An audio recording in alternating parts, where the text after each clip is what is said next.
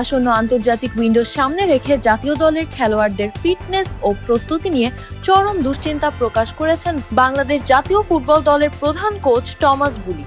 আগামী সেপ্টেম্বর ও অক্টোবরে FIFA window এবং নভেম্বরে সাফ চ্যাম্পিয়নশিপের খেলা রয়েছে। তবে কাগজে কলমে ফিফা উইন্ডোতে বাংলাদেশ কার বিপক্ষে বা কোথায় খেলবে সে বিষয়ে এখনো কোনো কিছুই চূড়ান্ত নয়।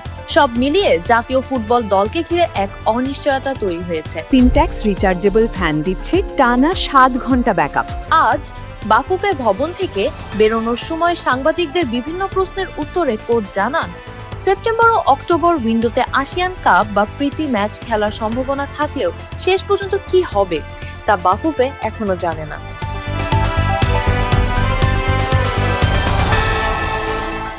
তবে আসিয়ানে খেলার ইচ্ছা প্রকাশ করে তিনি বলেন, আসিয়ানের আয়োজকরাও তাদের পেতে আগ্রহী, যা আনন্দের। তবে কাগজে কলমে না হওয়া পর্যন্ত এটা হবেই তা বলা যাচ্ছে না।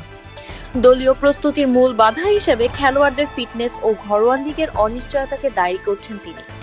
যুক্তি দিয়ে তিনি বলেন, একটি পেশাদার ক্লাবের প্রাক মৌসুমে প্রস্তুতি সাধারণত 6 সপ্তাহের হয় প্রায় ফিট হয়ে ওঠার জন্য, আর শতভাগ ফিট হতে আরো 5 থেকে 8টি ম্যাচ লাগে। আর মাত্র 4 সপ্তাহ পর ফিফা উইন্ডো হলেও খেলোয়াড়রা 4-5 সপ্তাহ ধরে অনুশীলনের বাইরে। লিগ কবে শুরু হবে তা নিয়েও অনিশ্চয়তা রয়েছে, যা প্রস্তুতির জন্য সহায় নয়। ফলে ফিফা উইন্ডোর সময় হয়তো খেলোয়াড়দের পাওয়া যাবে যা অনুশীলনের জন্য মাত্র 3 বা 4টি সেশনের সময় দেবে। Media archive desk, Deepika.